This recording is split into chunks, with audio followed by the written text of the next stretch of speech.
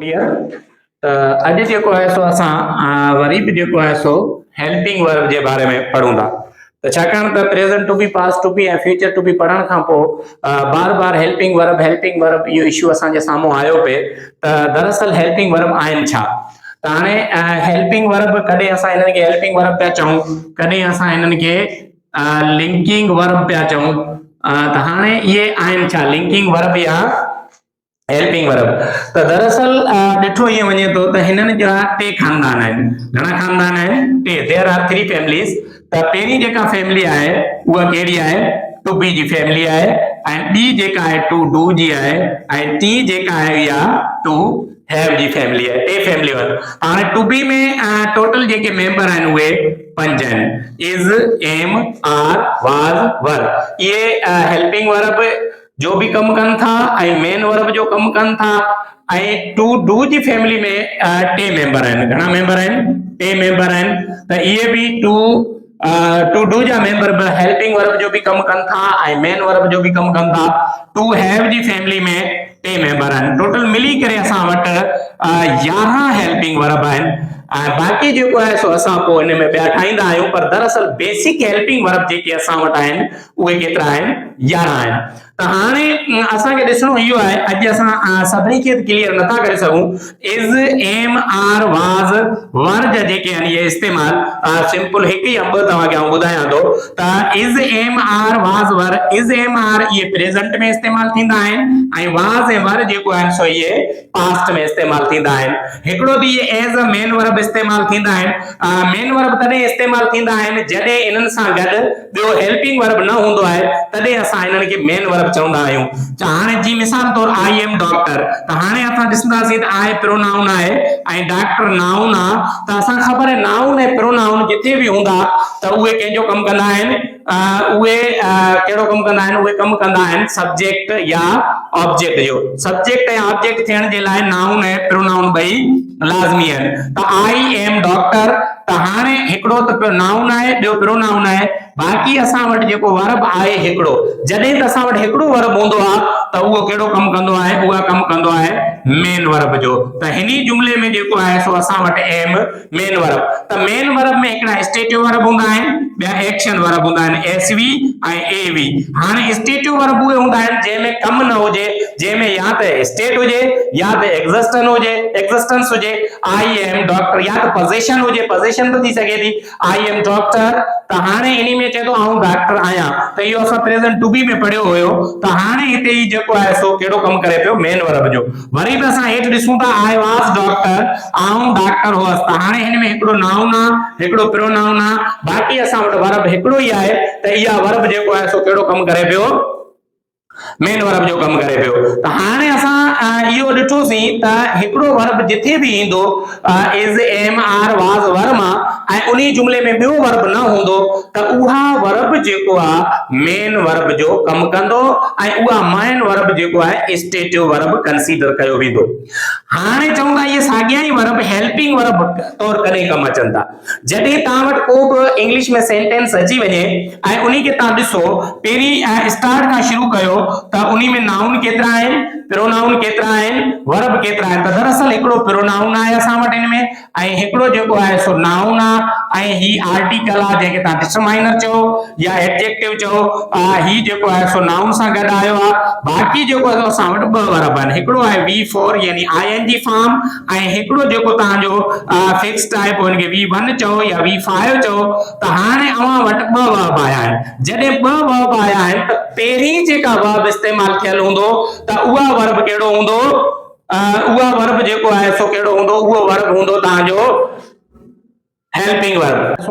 त helping verb में जॾहिं ॿ वर्ब हूंदा आहिनि, एम ऐं राइटिंग, ॿ वर्ब अची विया त पहिरें वर्ब खे असां छा कंसीडर कंदासीं? हेल्पिंग, ऐं ॿिए खे छा कंदासीं? Main verb. हाणे असां हिते ॾिसूं था त भई वर्ब जेको आहे V1, V2, V3, V4, V5। त वर्ब जा जेके आहिनि 5 क़िस्म आहिनि या 5 हिसनि में वर्ब खे असां अॻिते विराए सघूं था। त V1 छा आहे, V2 छा आहे, V3 छा आहे, V4 छा आहे, V5 छा आहे। त हाणे V1 जो जेको नालो आहे त इहा जेको नालो आहे प्रेजेंट टेंस ऐं V2 जो नालो छा आहे? Past tense. V3 जो नालो छा है पास्ट पार्टिसिपल। V4 जो नालो छा है प्रेजेंट पार्टिसिपल। V5 जो नालो छा है प्रेजेंट टेंस। हाणे वरी बि ॾिसजे ईअं त ॿ दफ़ा प्रेजेंट टेंस अची वियो आहे त V1 जेको आहे प्रेजेंट टेंस प्लूरल आहे ऐं V5 जेको आहे प्रेजेंट टेंस सिंगुलर आहे। प्रेजेंट टेंस सिंगुलर आहे। त हाणे असां ॾिसूं था त हाणे इन में असां हेल्पिंग वर्ब केतिरा ठाहियूं था त टे फैमिलियूं आहिनि। ही जेके आहिनि टू बी मां आहिनि ऐं ही जेको आहे सो टू हैव मां आहिनि ऐं ही जेके आहिनि सो टू डू मां आहिनि। त हाणे इहे टे असांजा हेल्पिंग वर्ब ही पिया आहिनि जेके प्लूरल आहिनि आर हैव ऐं डू। ऐं टे जेको आहे सो V1 में आहिनि हिकु ॿ टे चार वाज वर हैड डिड ऐं इहे जेको आहे सो चार जेके आहिनि इहे V2 में आहिनि। टे चार सत ऐं चार हितां पिया आहिनि। टे जेको आहे V5 में आहिनि छाकाणि त इहे सिंगुलर आहिनि। त हाणे थी विया 10 ऐं एम जेको आहे इहा छा आहे फिक्स्ड आहे। इन्ही खे सुठे नमूने सम्झण जे लाइ असां हितां सिंगुलर ऐं प्लूरल ऐं फिक्स्ड इहो लिखियो आहे छाकाणि त सिंगुलर सब्जेक्ट सां सिंगुलर वर्ब लॻंदा, प्लूरल सब्जेक्ट सां प्लूरल वर्ब लॻंदा ऐं ॿ ही अहिड़ा वर्ब आहिनि जेके सिंगुलर ऐं प्लूरल ॿिन्हिनि सां लॻी सघनि था ऐं एम जेको फिक्स्ड आहे सिर्फ़ आए सां लॻी सघे थो, ॿियो कंहिं सां बि न। हाणे इज वाज डज हैज इहे चार ई असांजा छा आहिनि सिंगुलर आहिनि। आर वर डू ऐं हैव इहे असांजा छा आहिनि प्लूरल आहिनि ऐं डिड ऐं हैड इहे ॿई सिंगुलर ऐं प्लूरल ॿिन्हिनि सां लॻी सघनि था ऐं एम जेको असांजो छा आहे फिक्स्ड आहे। हाणे ॾिसजे त एम जा इस्तेमाल कहिड़ा कहिड़ा आहिनि ऐं एम वर्ब जा कहिड़ा फॉर्म ॿिया खणे थो। जी मिसाल तौर एक्टिव वॉइस में तव्हां वेंदा एक्टिव में वेंदा त एम छा खणंदो V4 खणंदो आहे ऐं कॾहिं कॾहिं नाउन एडजेक्टिव जेको तव्हां प्रेजेंट टू बी में पढ़िया आहियो त उहो जॾहिं इहो पाण स्टेटिव वर्ब हूंदो आहे जी मिसाल तौर आई एम डॉक्टर त हाणे हिते एम छा खयो आहे नाउन खयो आहे पर एक्चुअली एम पाण हिते V1 कंसीडर कयो या V5 कंसीडर कयो तव्हां त हिते मेन वर्ब जो कम करे पियो। त हिकिड़ो ॾींहुं एक्टिव में नाउन या एडजेक्टिव इहो खणंदो आहे ऐं V4 एक्टिव में खणंदो आहे। V4 एक्टिव में की खणंदो आहे जी मिसाल तौर आई एम टीचिंग त हाणे हिते एम खां पोइ असां छा लॻायो आहे V4 छाकाणि त ING फॉर्म जिथे बि हूंदो त उहा टेंस हूंदो ई कंटीन्यूअस। त चौथे फॉर्म जो असां फर्ज़ी नालो ॾियूं था कंटीन्यूअस टेंस। कंटीन्यूअस जा जेके बि टेंस हूंदा या जिते बि तव्हांजो कमु जारी हूंदो कंटीन्यूटी ऑफ एक्शन हूंदी त कंटीन्यूटी ऑफ एक्शन हूंदो ऐं उते तव्हांजो जेको आहे त चौथो फॉर्म लॻंदो। त इज एम आर खां पोइ चौथो फॉर्म तव्हां एक्टिव वॉइस में लॻाए सघो था। ऐं ॿियो V3 खणंदो आहे। हाणे इहो V3 की खणंदो आहे त V3 मिसाल तौर तव्हां को बि मिसाल ॾियो आई एम किल्ड या आई एम पनिश्ड